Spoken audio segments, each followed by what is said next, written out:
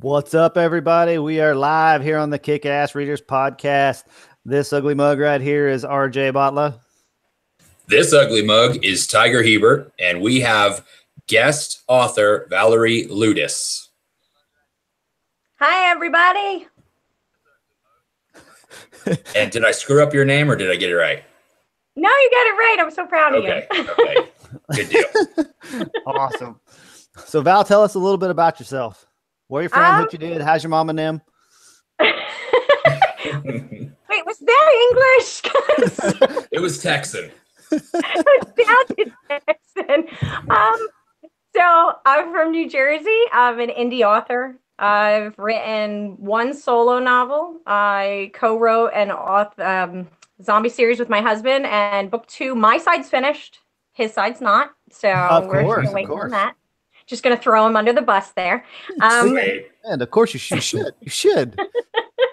We've done a bunch of anthologies. I have a bunch that are in the works that are going to be coming out this year. I have a bunch that came out last year. I love short stories. I've spearheaded a couple of those. I kind of like to throw stories at others. So I'm all over the place. Genre-wise, I'm all over the place. I don't know.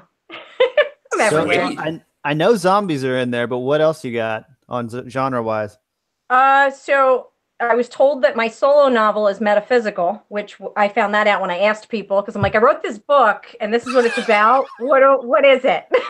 Nice. And they went, I'm pretty sure that's metaphysical. And I went, okay, that works. Whatever. I don't care. I had an idea. Put it on the cover, ship it out. Yeah. I've done sci-fi. I've done like straight horror and just like creepy stuff. I tend to be pretty dark. I realized I write death, like no matter what. So Okay. just what I wrote a children's book. Even that has a Grim Reaper in it. It's a picture book, if that tells you where my brain is. So, I know I look like I'm all kind of sweet, but apparently I'm psychotic. So Sweet. So is there a certain type of music you listen to get you in the killing mood that, like Drowning Pool, Let the Bodies Hit the Floor or something? Lately, I've been obsessed with, I've set Pandora to the Dead South, and that, like, I just get into that Southern, like, rockin', like, kicking your ass kind of stuff, but their words are so inappropriate. I don't know what it does to my brain. It just, it's fantastic. South Texas death rock. Yeah, pretty much. Yeah, sweet. Oh, man. I'm in Texas. I didn't even know there was such a thing. Yeah. Apparently there is. Stuff happens, I guess. Who knows? So that's you said you write a lot of short stories, and ironically, that's the subject of our podcast is the art of the short story. And you sent me some of your stuff, and I really enjoyed the short stories that you've sent me. So what we're gonna get into that here in a little bit. See here, I'm already jumping around. Squirrel! 4 minutes. 4 minutes. That's better than last time. It was 2 minutes last time. So we're gonna get it full blown into the art of the short story and zombies and more death and probably death and some more death again. But let's go on with some of the sci-fi and fantasy news segment that we usually do, and I'll let Valerie start. Like we didn't plan that or nothing. No, not at all. Well, what I've got is a bunch of cool movies coming out, which are making me happy. So, are you guys excited to see The Incredibles 2? Is that where your brain is? Because honest to God, not for my kids. I want to see it for me. Is it because of Supermom? Is that why? No, that part surprised me that's the way that they went. I wanted a full Jack movie, so I was kind of pissed off that they didn't make that because he was the best part of the first one. But Jack as the star, where the yes, oh, that was awesome. He did it. He did 2 hours of him, just him and the babysitter. I'd have been fantastic. That'd have been me. I popcorn the whole time. Good to go. That and Jurassic World is coming out too, which I'm actually excited about. I did not think I would like more Jurassic Park movies. When they said they were making another one, I was kind of like one of those people who's like, oh, come on. Like, really? How are you going to make another? How does it even make sense? Like, oh, yeah, dinosaurs killed everybody. Let's make more of them. But then they made the movie and I'm like, that was really good. I really enjoyed that. So I'm Okay. glad they made a second one because I don't care if it's stupid to make dinosaurs and have them chase people. It's entertaining, so it's fine by me. Go for it. Just kill people. I do it in books. Might as well just do it right in front of me on TV. So it's cool. Exactly. I'm totally behind on that series. I'm like back at Lost World. So No, yeah, you totally. have to. Yeah. It was Yeah. really good. You have to see it. It was good. Okay. Yeah. Okay. They did a good job on it. And so I'm really easy on movies or books in general. I mean, just entertain me. I mean, you can even like people are all critiquing the movies. Oh, that was so totally I saw that coming. I'm like, I had no clue. No clue. It was funny. Oh man. But I mean, summer's the big blockbuster season, right? That's usually when all the movies try to put up their whatnot. I thought so. I really did. When I said, hey, let me look up what movies are coming out because I am excited that summertime's coming. And really, the list this year is disappointing. I mean, those are the two big movies. I know there's other people that like Mission Impossible's coming out and people like that. I've never been a Tom Cruise fan, so I just can't. I don't think I've seen a Mission Impossible since the first one. I think I saw it was when cool at 99. Yeah. I would agree. I would So Yeah, I agree. and then Ant-Man and the Wasp. So that's the big superhero movie because they already did the big movie Infinity Wars. So I'm not really. I mean, Ant-Man. I didn't see the first one. Did either of you? Nope. I did. I thought it was good. What's the actor guy's name that's in it? He's funny. Paul something or other. Yeah, I was gonna say Paul Walker, but I don't think that's him. But I think Rudd? Paul. Yeah, Paul Rudd. Yeah, Paul Rudd. that sounds right.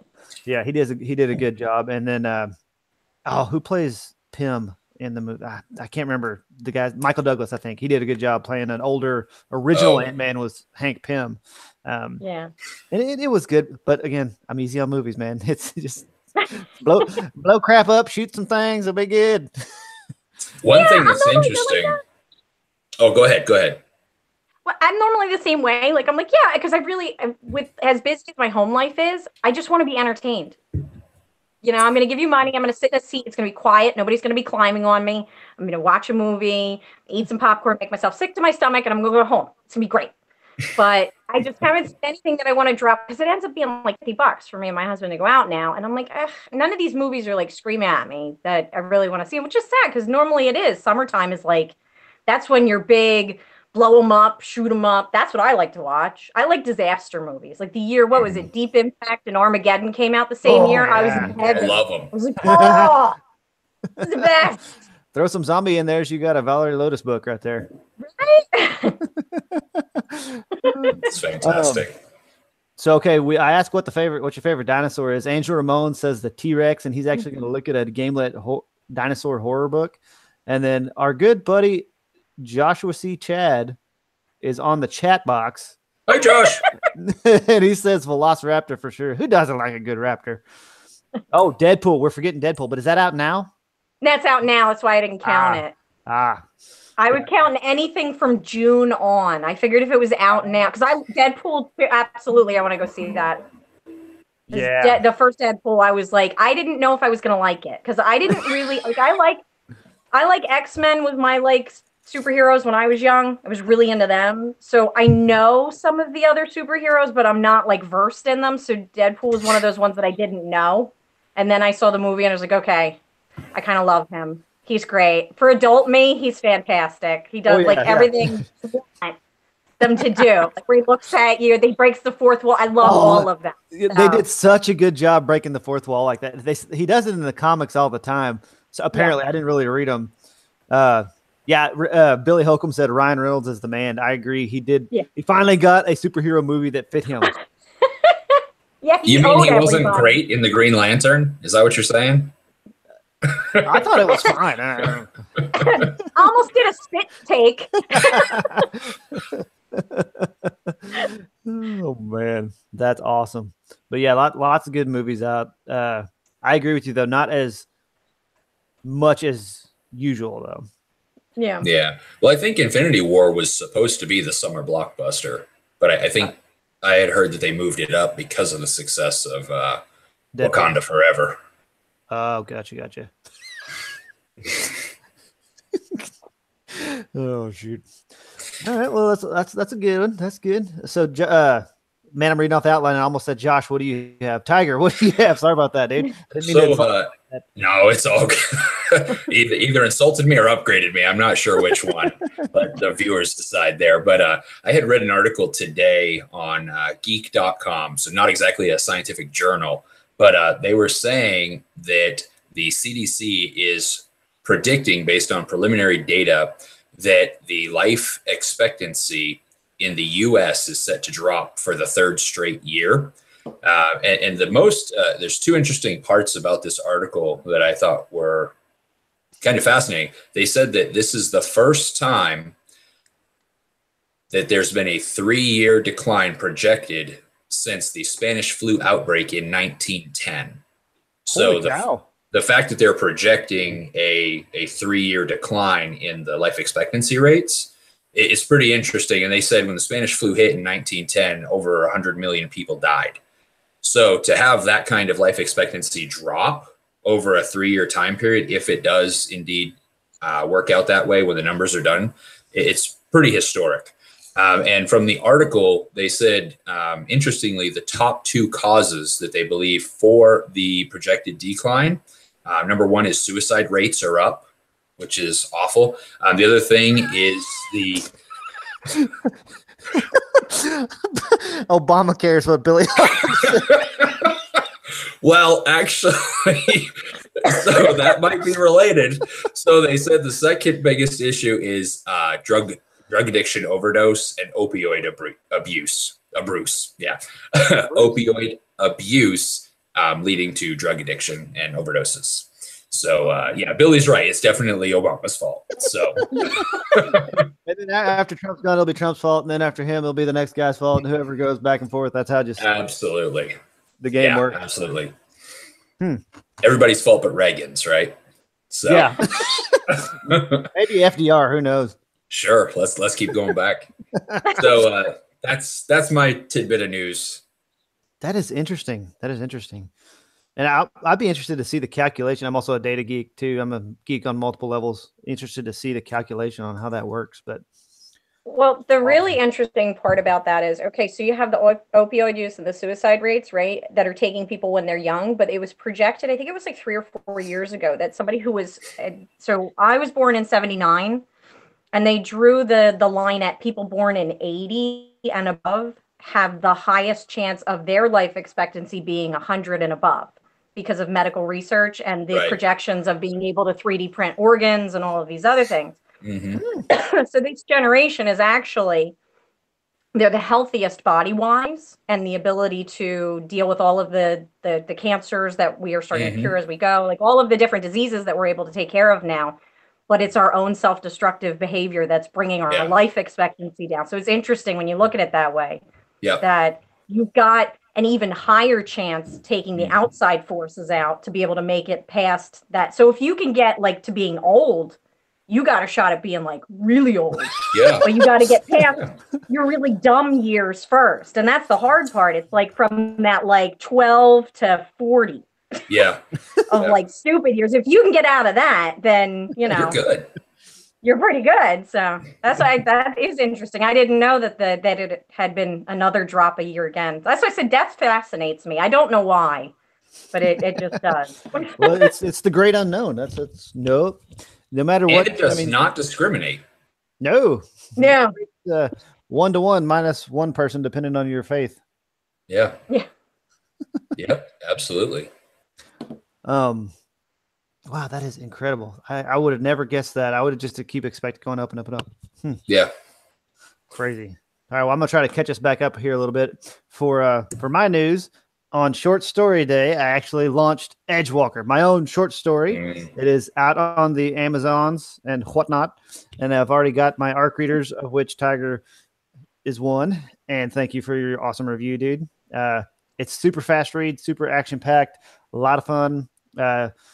I'm a big Dresden Files fan, so as soon as I got into this author stuff, I was like, I got to write something similar to that. So it's a supernatural podcast. That might be an interesting one. Supernatural detective but he's actually on the detective police force. So, and it's got a cool magic system, in my opinion, and everybody seems to like it. So, just basically, it's a lot of fun. And he's a smart ass detective in Texas. So, I mean, what else do I need?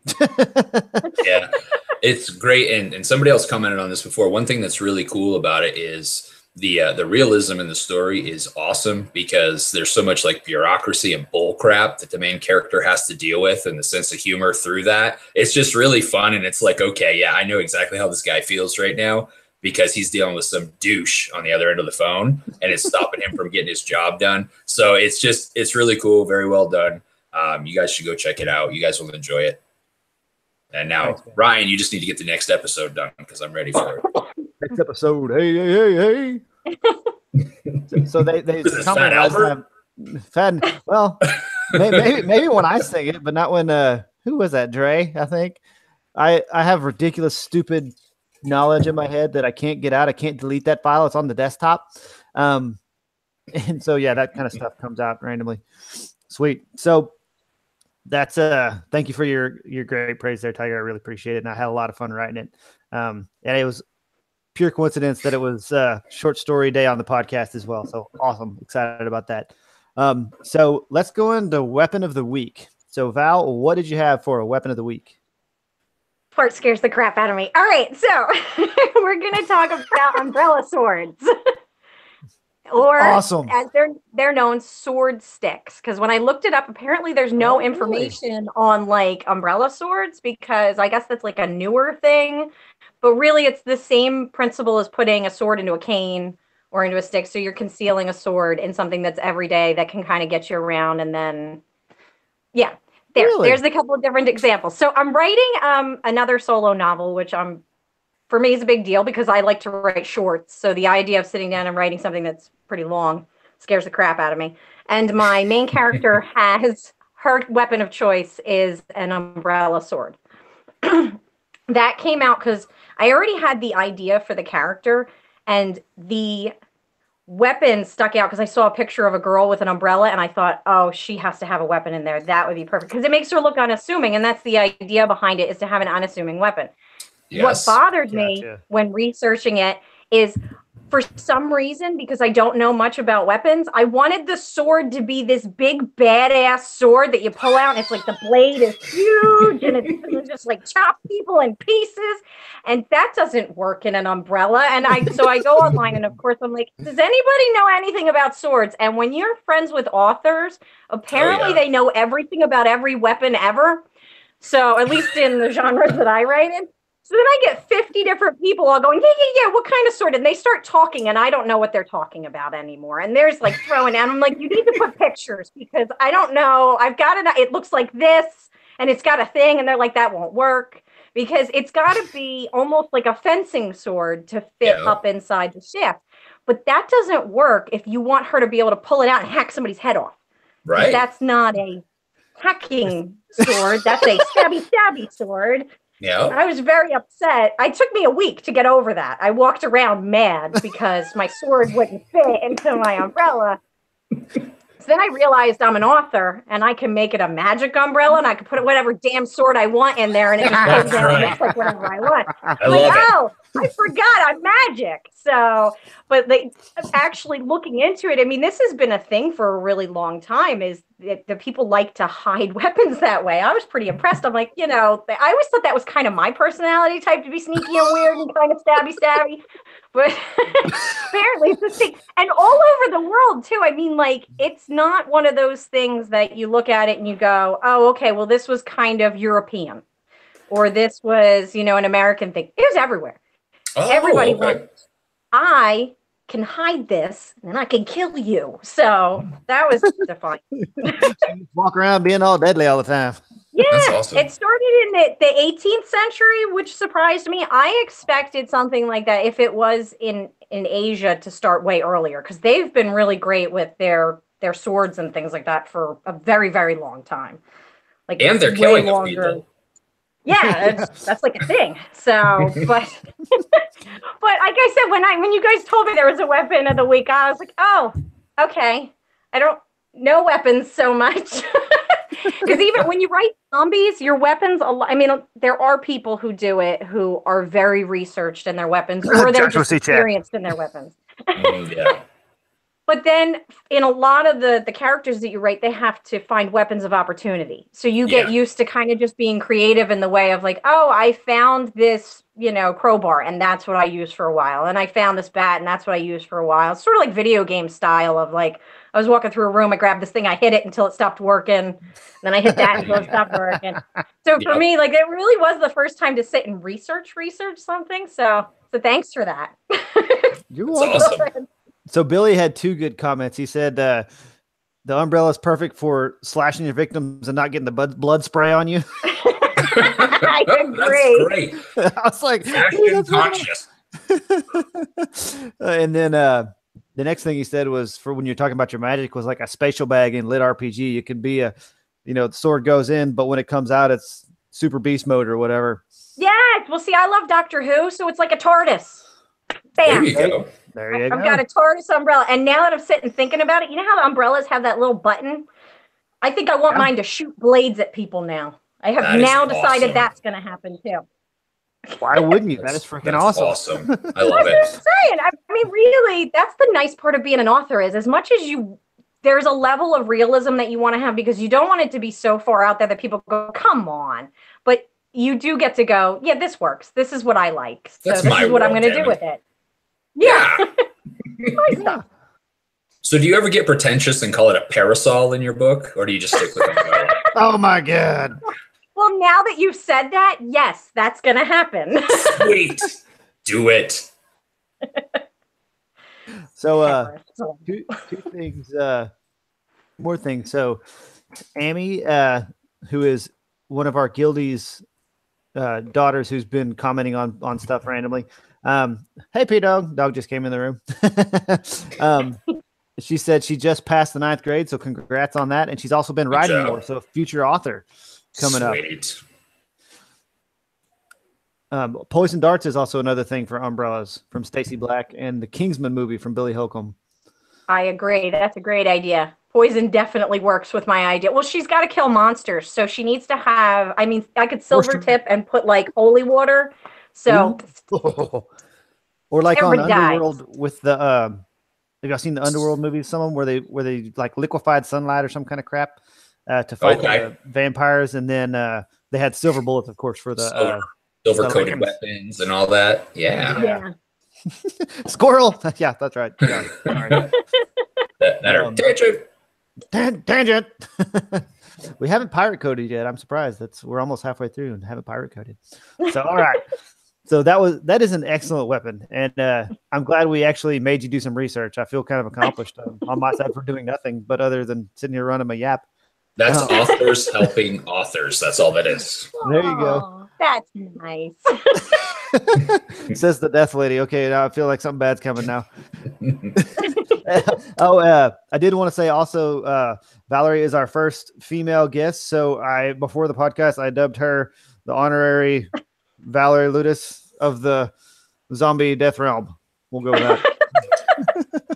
For her being the first female guest on the podcast, which we thank you for coming on. It's super to have you on. So thanks for having me. This is fun. I like it. It's organized chaos, which is my life. So I'm digging it. I'm very good with this. There's very little organization, a lot of chaos. We have an outline, but it is definitely the pirate code, more like guidelines and rules. So I know the answer, but I'm going to ask it anyway. Valerie, how many kids do you have? 7. 8 if you count the one we took in. So. Gotta count it. Count them. Count them all. If you feed them, you gotta count them. I do. I feed them. There's going to be 4 of us going to college in the house coming up in September, so that's going to be fun. Wow. Woohoo! So what's the saying, people? Is buy Valerie's books. Buy 5 of them. Buy support her children. Friends. It's for the kids. It's all for the kids. Yes. So she can have more date nights to get away from those kids. True. Go watch the 2 movies that I want to see this summer. There you go. All 2 of them. Come on, readers, let's make it happen. I think you have to pay your babysitter like exponential rates for that. That's why we go to 1 movie a year. I have older children. I have college-age children. You feed them, and for their free room and board, they watch kids for you. It's a genius. I did not think of this. I should have more than two. The thing with like big families is a lot of times the older kids are like extra moms. I didn't do that because I feel like that's unfair. But if I have to go somewhere, they better watch because I'm leaving. So they're in charge. Either way, you're gone. I'm gone. They're gonna feel bad if their brother gets sick because he ate too much ice cream. If the house burns to the ground on your watch, you're in trouble, whether or not you decided to be on watch or not. So I mean, there you go. Out the door. I still wouldn't trust my kids. The house would burn down. That's not good. That's not good at all. Stacey Black says she doesn't need any more dates, or she might have another kid. No, we're done. Oh, that's awesome. yeah, man, we got there's procedures to prevent that. Oh man, that is the biggest tangent we have been on. I swear, but that is awesome. I love the interaction. That's part of our favorite part of the whole podcast is the interaction. For sure. And man, there's been two zingers here today. So anyway, what we were originally here to talk to you about, Valerie, was the art and the science of the short story. So why did you write short stories to start? Did you start writing or with short stories, or what? Why short stories? How about that? I like short stories because I have a short attention span. So for me, it works really well. Even in my novels, they're short stories, or at least I approach it like a short story. So each chapter is an independent story in and of itself. You could kind of just jump in to the middle of one of my books and read that chapter and walk away and be satisfied. Oh, wow. I don't like to leave things hanging too much. Like it's a solid story from start to finish. Okay. There's continuations later on, but I'm a pantser. I don't know if you guys are plotters. I would assume so when you write books that are like 8 million words long. That you plot. It was 7 million. 7 million. I can't. I don't know how to plot. Like even I tried once because we in the Reanimative Writers group, we help each other behind the scenes. So we had one of those like we're gonna write together, we're gonna check up on each other every day. And one of the other authors is really, she's great at plotting. So I sent her a picture of my plotting and it was 3 words on a piece of paper. I'm like, well, I tried, but I just can't. Like I don't know how to do that. I just start writing and I kind of go from there. So short stories work really well for me. And I enjoy reading other people's short stories because like I said, I have a short attention span. So I like when somebody can give me an entire world in a short amount of time. It's hard. It really is hard to do it. It is an art. If you're used to writing really long stuff, yeah, it can be bad. Because we did a contest called the Reanimated Rumble. And it was, by the way. Who ended up winning? Yeah. Justin Robinson won, which was awesome. I love his stuff. Like I'm obsessed with his work. I don't have time to read. I make time to read when his stuff comes out. Like I cannot say how much I love his stuff. So when his stories, and he was so funny because behind the scenes, all the other authors are like, oh, you suck, and we kick your ass. And like they're doing the gifts back and forth of Braveheart and all this stuff. And then I'm not going to make it anywhere ever. And I'm like, oh my God, with the humble pie, stop. Your stuff is awesome. So when he won, I was like, told you. So, but for a lot of them, it was their first time of saying, okay, I'm going to do some short stories. Some of them really fell in love with doing that. After it, they're like, yeah, I'm going to start submitting to anthologies because it's a nice breakup in between projects. Yeah. I agree with you 100%.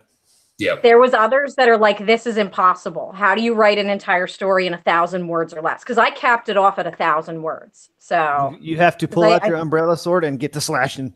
You got to cut it. See, I had one of my stories and it didn't make it into the competition because I got my ass kicked in round 1. Thrown out. It was your book. I was actually really kind of happy that it happened because I didn't want it to come back like, oh, of course you made this contest and then you won. So yeah. Right. No, when I got my butt kicked, I'm like, oh, great. Thank God I'm out. Good. Because I only entered it because I had 15 people say they would do it and I needed 16. to do the head-to-head matches. Nice. So when I got booted, I'm like, yes, thank God. But I had a story because I wrote all 4 rounds worth of stories before we even started because I was like, I'm just going to get it done because I had all the running it to do. Oh, yeah. And Okay. my one story was only 500 words. And when I finished, I'm like, crap, is that too short? Are they going to look at it and go, this is a giant pile of garbage? It's not. What is this? But it was a full story in 500 words. And I did, so I did a book, 100 Horror Drabbles. I didn't know what that was before, but a drabble is a 100-word story. And that one's a whole book of those. That was really cool. So, I mean, a story can be really short. I can't even say hello in 100 words. Goodness.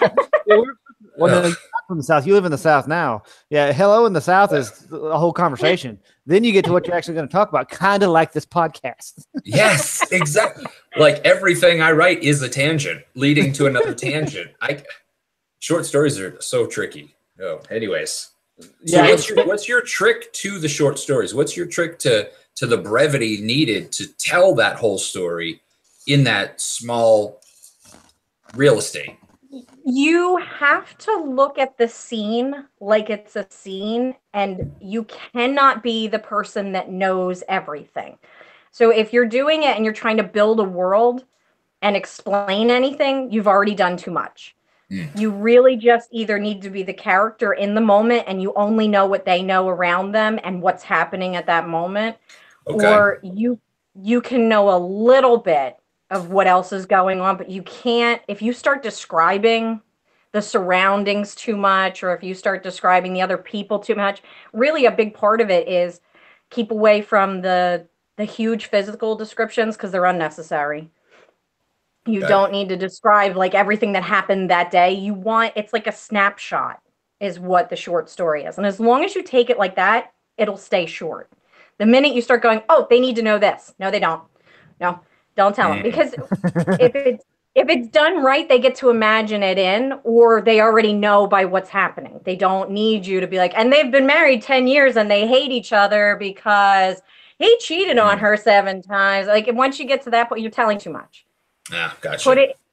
Put just enough in the dialogue to show that she wants to stab him in the face. You don't have to say why. People can infer their own reasons of why people hate each other. People can infer their own reasons of why their day is going bad otherwise. Like, you can say that the person's having a crappy day. You don't need to spell out everything why. That's really, especially like with the 100-word ones, that one was the first time I ever had to cut words from a story. Because you have to hit 100. So I would be at like 98 and I have 10 more words. So then you actually have to go back through and you're removing like, oh, I said blue there. Well, that's gone. Like I said, it was dark. That's gone. Like any kind of descriptors come out, and then you read the story again and you see if it even needed it in the first place. And it helps you get good at cutting stuff down. Okay. So let me ask one more question before you jump into them, Ryan. So you're saying point of view is absolutely critical. So you have to have a good handle on your point of view. And you're also saying when it comes to exposition, you want to drastically reduce the exposition that you have. But do you find that readers who maybe aren't accustomed to reading short stories, do they have a hard time with it, or do they naturally just pick it up and get it? I think one of two things. If someone's the kind of person that doesn't like short stories or has themselves convinced that they don't like them, they're never going to like them. Like, you're not going to make them happy. They've already told you, I don't like short stories, so that it's almost impossible to get that person. And then the people that could go either way, if it's done right, they're mad that it's short only because they want more. Yeah. That's it. They're not mad because they didn't understand it, or they didn't get your point, or they didn't like your character or anything. But you can, and you know this, you can write 200,000 words, and they finish that 200,000th word and they go, well, where's the next book? So, I mean, I got to put it. So that's true with a short story as with a long one. If it's done right, that's the worst complaint you're going to get is, well, there wasn't enough. Okay, well, maybe I'll write another short story. That's why my novels end up that way. Like the one that I'm working on now with the girl with the umbrella sword, that's going to be a bunch of short stories because it's the end of the world. she's got 30 days left before the world's destroyed by an asteroid, and she's got to kill a bunch of monsters. I figure each chapter is going to be her going and fighting somebody, and then I'll finish it out. It's going to be like Highlander each chapter. Hey, that's awesome. That's what I've got in my head. So like I said, you could pick it up mid-book and be like, oh, okay, well, she went and fought whatever guy today, and that happened. So, but it's still a continuation of a story. I don't know how to do the long story arcs. That is not an art I can even think. So I know better. I'm just not gonna. Just want to let you know that I totally have the theme song from Highlander playing in my head now. So you're welcome. Anyways. So a couple of the comments have said that it's hard for people to get into anthologies because of the exact reasons you just said. It's just different. Of course, now I can't find it because I was talking to people. But it was a lot of people do find it hard to get into anthologies because it's either short and they want more, or it's hard jumping from story to story. But also a lot of people love them because you do get to jump in different people's point of view. Say, okay, this guy's doing this and this kind of world, and this guy is doing this and this kind of world. It's just a fun read. What I like about them is it can introduce you to authors that you hadn't known before. And if they have other works that are longer, then you can go read their more, right? And there's usually by the time you submit to an anthology and get into an anthology, you at least have 1 or 2 books. So, yeah. And this is just from my personal experience. I could be wrong. This is a disclaimer. No, this is the truth. Lawyer speak, blah, blah, blah, all that. Then they have that more instantly. That they can go to, be it 1 book or 2 books. So we did that in the Reanimated Writers group on Facebook. So it's all zombie fiction authors, right? And I said to them, "Hey, who wants to?" I'm in it. I think I am too. Yeah. So I said to them a while back, for us, I'm just here for the cake. Who wants to be in an anthology? But the idea behind the anthology is what you're saying. So they had to set the story inside their, if they have a novel, it has to be from that world. That's why it's called Undead Worlds. So that this way, when the reader is reading it, right, and you're in your ebook and you read the story that, say you read the one that I wrote and you liked it, you got to the end of it, it goes straight to my author page with the rest of that story. Like mine is a sub character. It's just a different girl. And if you jump in, you get a whole new set of characters, but you like my style. Other people, it's like either the origin story that they never got to write or, something way in the future that they never got to see. So that was the idea, was to get people you didn't have to make that huge investment of time of I'm going to go buy this big book by somebody I don't know.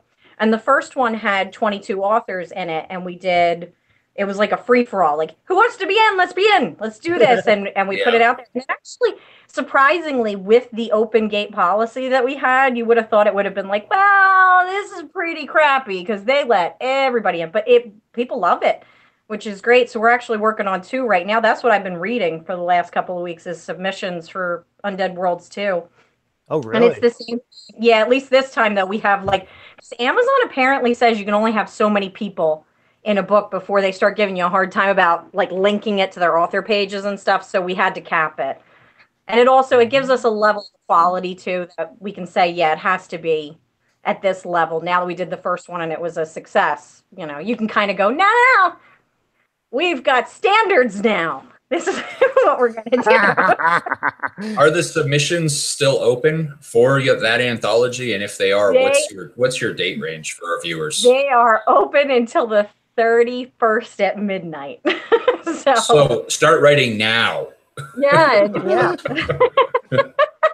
But the nice part for a reader, if you wanted to take a peek at, if you're a zombie fan, it's great because now you've got a bunch of zombie authors in one spot and you can weed through because they're so different. Like the first one, you've got a bunch of serious, like the average kind of zombie story with the slow zombies and the Romero style stuff.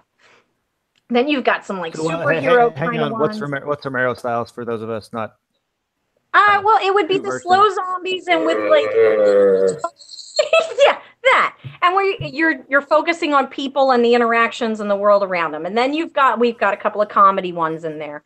And we've got a couple of parody ones that are there's one like an undead pool one. So it's like a zombie thing, like superheroes. And So there's something, some people hate some of the stories and love some of the others. Some people love all the stories. You know what I mean? So it comes off as different, and it's great for a reader. You get to go through and find which ones you like. Because anthologies can be rough. I've been in a bunch now where now I kind of get it as a reader too. Because like I said, short attention span. So I'm like, yeah, this is great. I'll read whatever. Because, you put a book in front of me, I'm going to read it. Really, I can't help myself. My husband used to laugh at me because I'd be reading a book, I'd be halfway through it, and I'm going, "This is such garbage.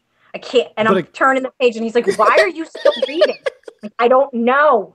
That's me in a bad movie. Over me. I'm the same way. Yeah. Yeah, same here. I gotta know how it ends. I'm mad. I'm like, I knew it was going to be crap. Why did I keep going? You polish a turd, it's still a turd. Yep, that's right. Oh man, yeah, I'm the same way. It has to be super bad for me to put a book down, and I'm talking bad. I read a book, and I don't even remember what the title of it was, but I thought the magic system was cool. But I powered through the horrible writing just because I wanted to see how it ended, and I ended up skipping a lot. Just like my Kindle speed read was like okay, there he's fighting that guy. Okay, I want to see this. No. For me, it's easier to put a book down because I have so little time to read books. I just kind of forget about them. I don't really put them down. I just never get to finish them. So there's probably a lot of half-finished books out on Goodreads under my profile. It's not necessarily that they were bad. So little time I have to prioritize with good books. So, and you're reading Sanderson, so that's like it's on the back burner, but yeah, that's a full-time job. So. Sanderson did it. There's another quote. So Josh and Amy are putting together a quote book for the podcast. So that's going to be interesting. That came up we got the tangents on the show and then the tangents in the chat. So yes, I'm scatterbrained enough, and then I don't know how I got assigned to keep up with both of these at the same time, but because none of us are qualified to do it.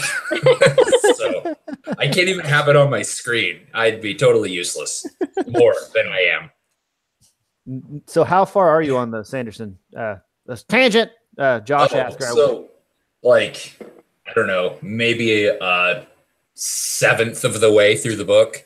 And I've been reading all kinds of other stuff because I can actually finish other things when I'm on work trips. So yeah, nice. Sanderson's on the back shelf. Nice. It's great. It's no lack of interest. It's just mammoth. So I hear that.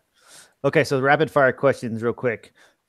So Val answer first, then Tiger. What's your favorite kind of zombie, slow or fast? Val? Slow. Why? Because you'd die if they were fast. Everybody would die. Okay, Tiger.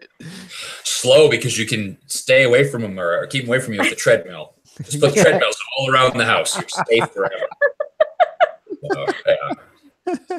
Cardio is important. Yeah. Val, what's your favorite zombie killing weapon if you had to pick of anything? Bow. Crossbow. All right. Crossbow. Oh, nice. Yeah. Why? Oh, because it's quiet. Ooh, nice. And it's a lot easier to regular bow. I feel like you'd get tired. So yeah, I can see that. Awesome. Tiger? Bulldozer, because they always seem to come in massive hordes. So you just plow them all over. Yeah, I didn't realize that construction equipment was on the. I'm going to change mine to tank. That's a perfectly fine answer, too. So we're using construction equipment and sports equipment to fight off our zombies. Great. I can honestly say I have never heard bulldozer to answer that question. Now you have. Oh man. Okay, now I got to find my my other questions that I would like to ask because that just got me off on a tangent. So, what's your favorite zombie book or short story that you've read, Val? The Z Brothers by Gravante. If you like humor and zombies, you'll like his stuff. And it's quick. It's if you've got, like I said, short attention span, I mean, you're just going to dig it. And he's got comics and everything. So he's got stuff for everybody. Awesome. Tiger? For me, a disclaimer here, and this will probably get me kicked off the podcast. I've read Where's the button? Where's the button? I've read one zombie book ever, and that's Josh's Brothers Creed, the first book, Outbreak, and I absolutely loved it. And so I definitely am interested in reading more books in the genre. But that was my first foray into zombie apocalypse world, and I love it. Send you mine. You can read that one. Love it. Yeah, love to. If you can handle our first line of our book, you'll love our book. So my husband wrote it, and it's "I shit my pants." So if you're good with that, you'll be good with the book. It's fine. Okay. Now, before we sign off today, this thing, you got to send me the link to the book because we're going to go buy the book. That you've sold me on it. I feel like you've just sold 15 people at least. I know you've got 2 at least. That's freaking awesome. I read your short story, Val. It was good. Thank you. So I'll answer the questions too. I like slow zombies because fast zombies scare the crap out of me. To be honest with you, and they, like you said, everybody would die super fast unless there's some big weakness, like in what was the Will Smith movie, I Am Legend, that they couldn't go out in the sun, which is a huge weakness. But anyway, weapon of choice, I would have to say some kind of blunt object. I don't know if I would pick like aluminum baseball bat because I don't know if it'd be heavy enough. I'd like something a little bit heavier, maybe a good mace if I could find one that was actually not just a replica. And then and I think a gun would be a great backup weapon. But like you said, it's quiet is important. And then favorite zombie book. Oh man, I've actually read, it was a zombie anthology, and I cannot remember who wrote it or what title it was. And that sucks because it was good. So, unknown author, you did awesome, man. I know it was a guy. Sorry, we're not promoting you, but good job. But it was above average on that. But I've read Val's short story, and it's good. I've read all of Josh's books. They're good. Josh's is the one I've read the most as far as into the series, if you will. Yeah. So we're getting a lot of cool Josh said, yeah, crossbow is a lot of work to cock, but a lot of them are auto cocking and easy. So that's a great weapon pick. And then a lot of them, people have a lot of favorite zombie books, and there's a lot of choices out there. It's a big category. A big category. It seems like it's a growing category too. That's the cool thing. Is that, do you think that's accurate to say that? I think so.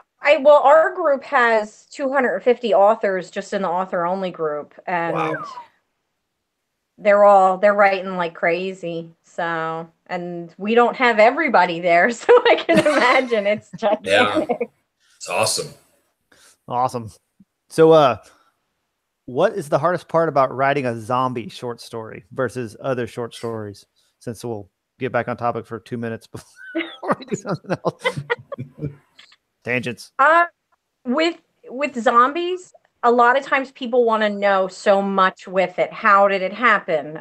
What is your ability to kill them? How far into the outbreak are you? Like, there's so many questions with that writing a short story, you have to focus in on that, but still find a way to give those little snippets, because zombie fans are like that. They're like, is this a virus zombie? Is this a supernatural zombie? Is this, like a lab accident zombie? They go through, because everybody has their ones that they really like. Are they fast? Are they slow? Are they actually dead? Or are they kind of just like some kind of in between? Do they rot completely? Can you only kill them with headshots? Like, there's so much that, and then to pack that into a short story and still keep them satisfied. Genre people, like people who are really into a genre, and I don't think that's just with zombies. I think that would be with any, where you get like rabid fans of like, that's their thing they love. They're very specific about the things that you have to hit on for them to be happy. And short stories can be rough in any genre with that. Right. As opposed to just writing a short story of like, oh, I had this idea. I'm writing about this thing. So. Yeah, can totally understand that. Yeah. In fantasy, the equivalent's magic system, and then sci-fi, it's the space travel, I would imagine. And the technology involved. And the technology, yep. And how all that interacts. awesome. Oh, I love sci-fi space stuff. I am too stupid to write it. Like because I know that they would rip me apart. They'd be like, no, none of that. Everybody would be dead. You're a moron. Don't write it that way. That's exactly why I don't write it too. Yeah. True story. And I'm not a dumb person. That's not something I'm educated in, and I know they would kill me. So I'm like, you know what? I'm just going to be a reader. I'm going to enjoy it. I read it. I watch it on movies and TV, but I'm going to stay away because I don't want to get put on a pike. Somebody's front lawn. So I enjoy quantum physics from the other side of the book. Right. Yeah, it amazes me, like you're saying, the people that can make that connection and how it works and explain it in a way some dumb redneck could understand it. It blows me. I like reading some of it, but it would be hard to write. I don't know if I could do it. So if you're on the chat, any last questions, get them in. We're almost done with this segment, then we're going to jump to the last couple segments. But how many authors would you say you've worked with, Val? Published with, I don't know, probably up to about 50 or so now between all the different anthologies that I've been in. And I work with 200 plus on a daily basis, bothering them on Facebook. It's like herding cats. So. I think that's how all authors are. It's herding cats if you try to group us all together to move forward because of the tangent factor. Squirrel, something shiny. Yeah, I mean, it's good in a lot of ways because that's the creative types and that's how you get like amazing things. And so many different authors so they write, but then they do graphic design, or they write and they're really great at podcasting stuff, or they write, or they do music too. There's all of these different, because you got the creative brain. So being in a group of them, you can make the most amazing things if you can get them to pay attention to one thing long enough. That's really the trick. Like you gotta. That's what I think. One of the reasons I do well with kind of getting them to pay attention is I'm so insanely flamboyant in the way where I'm like, pay attention to me, and I'm waving my hands and I'm doing this, so they can't not look at me. So it gets them to stop. And even then, I still have a hard time getting them to pay attention to what we need to do to get done, because it's just artists are not known for being really like on time, paying attention to one thing kind of human beings. It's just not what we do. So yeah, exactly. Well, I think that's going to wrap up our short story conversation. That was above epic. I don't even know if there's a word for that, but it was above epic. So we've got a couple of little segments we always do there here at the end. Val, what are you reading and listening to? Right now, I'm reading Undead World 2 submissions. So I'm reading a lot of zombie short stories, and I'm very happy. I am seeing quality coming in that I am just blown away by. There's a bunch of them where I'm going, wait, I want more. I know I don't have time for more, but I want more. So if I'm feeling that way, I know the readers are really going to dig it. So that makes me happy. And listening to, I don't know, whatever's on my flighty Pandora list. I've got, depending on the moment, like I listen to like straight jazz, like really like just jazz. And then I listen to country, and then I listen to random sad love songs. I don't know why. And they're crap. And I know they're crap, but they drown out the kids really good. All the whining. It's like the same sound almost, but to music. So what type of love songs are we talking about? Are we talking about like Chicago, or like what? Garbage 90s and early 2000s, like real garbage, not stuff you would ever admit that you even had on a playlist. Not even classic garbage, just garbage. Garbage. Oh, garbage. Because if it's really good at drowning them out, I'll put it on YouTube on loop, because I don't even hear the words anymore, and it just goes into your brain, and you kind of just like you glass eyes, and I'm just reading while so in case if you need a trick to drown out children, crappy love songs. That's fantastic advice. That's why I write after everybody's gone to bed. You write crappy love songs? Oh wait. Did I say that out loud? Oh no. Yes, you did. It's all good though. We're not judging you too much. Only with your eyes. I'm joking. I would too, to be honest with you, if it wasn't me. Tiger, I'm going to ask you here in a second, but we got a great, or you especially, Val, got a great comment. Angel Ramon said, "Can we get another hour? He is really enjoying the podcast today." I'm glad. And I'm glad that people want to listen to my special brand of insanity. I am all for that. And I'm here until you guys kick me off, so I'll probably still be talking after the feed's over. So it takes me like 3 hours to get my kids to bed. So after that, I'm just up for having fun. So I hear you there. My beautiful wife is putting the kids to bed right now. I heard my daughter saying, "I'm not go bed, mama." Oh man. So Tiger, what are you reading and listening to? So I was actually, when I was traveling last week for work, I was trying to get what is it? Wolfpack or whatever Josh's second book is. Not Wolfpack's the third one, I think. Wolfpack's the third one? Battleborn. And I was trying to get that, and I could not get the Wi-Fi at the airport to work, and I was kind of pissed. So I ended up reading the only book that happened to be actually downloaded onto my Kindle, and that is Bryce O'Connor's Child of the Daystar, which is the first book in a 4 or 5 book series. And it's an epic fantasy setting, and it's really cool. It is basically where the main character is not a human. It's like a lizard man, like a half dragon lizard man. The cover is badass. It is. All of the covers are badass. So this guy is an indie self-published author that I've kind of been following his journey over the past 5 or 6 years. And he's had a lot of success. He's been an Amazon bestseller and everything. And I finally got to this book, and it's really awesome. The way that he's doing the world building is all about how this lizard communicates and how he learns to talk, and he's brought in by humans. So it's a really fun read so far. I think I'm about maybe, I don't know, about a third of the way through the first book. So that's really cool if people like books like I do, where the main character is not just a typical human or an elf or whatever.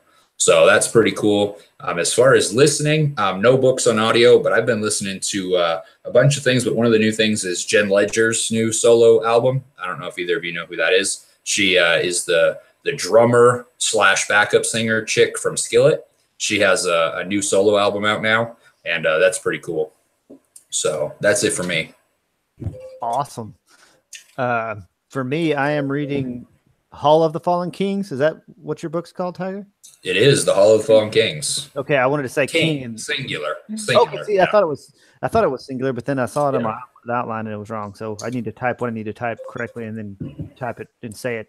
But yeah, so I'm gracious to be a beta reader for Tiger for book 2.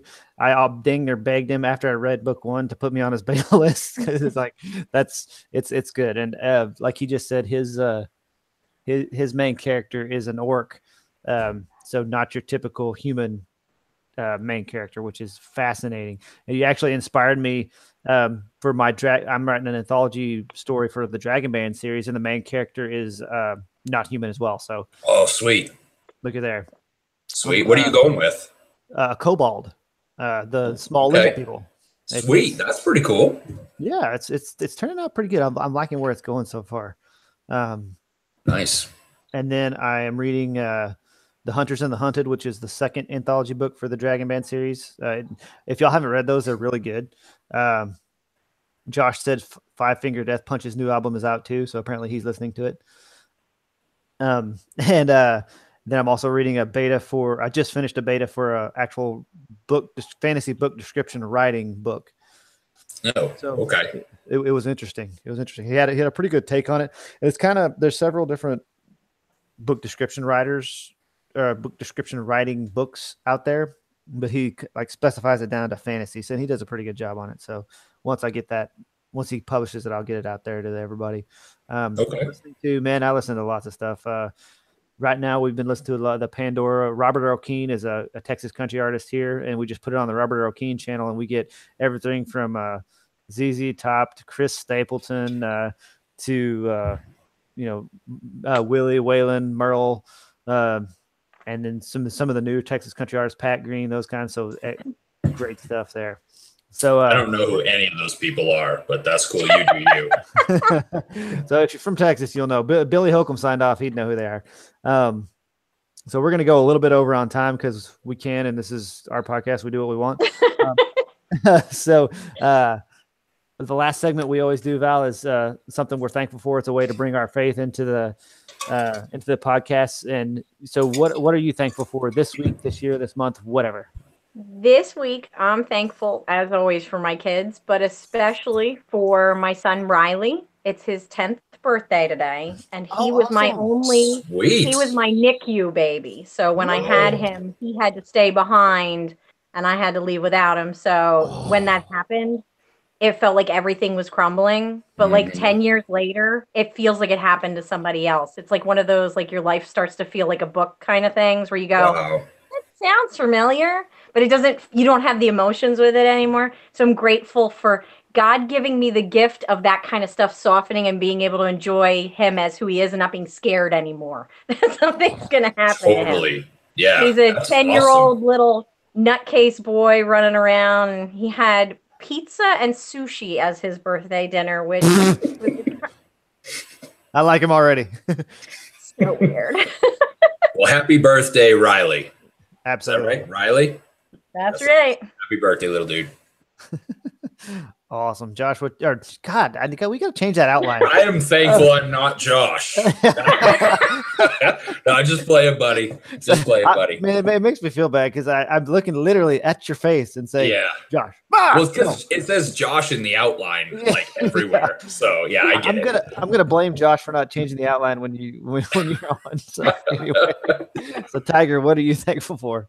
So this is going to sound super cheesy, but I'm thankful for these podcasts and the reader group that we got, the Guild, because this has been a really fun way to hang out, talk about the things that we're all passionate about, to make new friends, make new connections. And yeah, we talk about our own books sometimes, but it's really cool to talk about the craft, to talk about the art and the other things that, whether it's, inspires us or the research we're doing.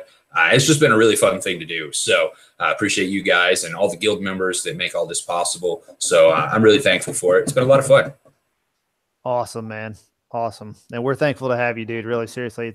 You've been a great asset to the team, and go team Kickass. I'll be the best ass on this team.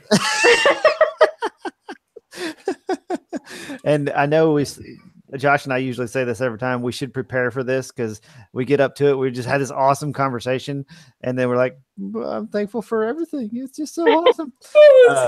Rainbows and puppy dogs. Exactly. But I'm sure the dog's a zombie probably, so it's all right. But I'm just thankful for the creativeness of everybody who writes books, who makes movies to entertain people, and the era we live in where we can be entertained. If we want to be entertained, we can shut it off, like you're saying, and just be dumb and watch a stupid movie, or read a great book. Which is funny. You can watch a stupid movie, but you won't read a stupid book. But anyway, just I'm thankful for the creativity and allowing us to be able to get it out to people's hands, and then for people responding to it is just phenomenal. That's just the icing on the cake, to be honest. So that's what I'm thankful for. But anyway, so it has been a great podcast, Valerie. Thank you for coming on. So yes, one last time, where can everybody find you online and anywhere else? The easiest place to find me is if you go on Facebook and you look up the Reanimated Writers. I'm always in any of the groups that are attached to that, and I never shut up anywhere ever. So if you you're sure to find me there. All of my books are on Amazon, just like everybody else. I have a website, aftershockzombieseries.com, that has links to all my stuff, and I swear book 2 is going to come out eventually. I stopped giving a time on it. Someday, soon. I don't know. Awesome. I hear you there. Awesome. Well, now can people go into your website and can they sign up for your mailing list, your newsletter, or do you do any of that on your website? Okay, so I have a newsletter because all the other authors told me to get a newsletter, and if they message me on anywhere, like I said, I'll talk to anybody. So if you find me on Facebook or even Twitter, I can sign you up for it if you want. I cannot promise I will ever send you anything. I forget that I have a newsletter frequently. I have over 1,000 people that I could send a newsletter to that I kind of I'll go, when did I send, was it May? Maybe? Like, I can't. Awesome. The no it's spam too much. promise is strong in this one. Yeah. Well, don't you feel like sometimes it's too much to remember? Yeah. Like, you're like a one man, like everything. And sometimes, like, you go, okay, somebody tells you this is the secret. You have to do this thing. It's the secret. And you go, all right, I'm going to do it. It's the secret. And you run towards it. And then you go, this isn't the secret for me. I don't know what I'm doing here. I feel like I'm swimming in lava. So then you run away. So. And then the other 45 secrets don't work either, right? Yeah. Right. And really, in the end, and this is when like new people talk to me and they're like, what's the secret? I'm like, I don't know. And two, you got to find what works for you. It's what you're good at, because you got to be genuine. Like, people don't want to be pitched at all the time. They kind of just want to like get to know you. And if they think that your style works with them, then they'll probably like the way that you write. I don't know. Be a human being. People like that. Do that. So do that. Yeah, just do that. That's probably the best advice you can give, honestly. It really is. Yeah. It doesn't matter how you build your platform. That's really, at the end of the day, what matters. Yeah, be genuine and don't treat people like dollar signs. My God, they're people. Just exactly. I don't know. I'm with you. People are crazy. That's what I learned. They're crazy like me. I like it. There you go. Okay, as long as they're crazy like you, I like it. I like it too. so with that, we'll end on that. Just be yourself and keep going. Thanks again, Val. Tune in next time. It's going to be June 12th. Mr. Josh Chad will be back with us, and we're going to be with, I think, Joel Norton, maybe or maybe not. I don't know. Who knows, man. We got all kinds of stuff going on. We'll post it on the Guild. Y'all keep it real over there. But be sure, and if you're watching or listening, to subscribe to the YouTube channel and tell all your friends, like the video. If you're on the podcast world, to leave a rating, and don't forget to share it with everybody. And stay involved with the Facebook group. I'm Ryan. This is Tiger. And again, as Ryan said, the best thing you can do is, if you enjoy this type of content, just let your friends know. Invite people both to the Guild, to the Facebook group, and let people know about the podcast, however they use it, whether it's iTunes or YouTube, whatever. Let them know, help the word get out, so we can have more people come in and hang out with us and have a good time. That's it. Exactly. Y'all keep it real and keep it fun. Deuces.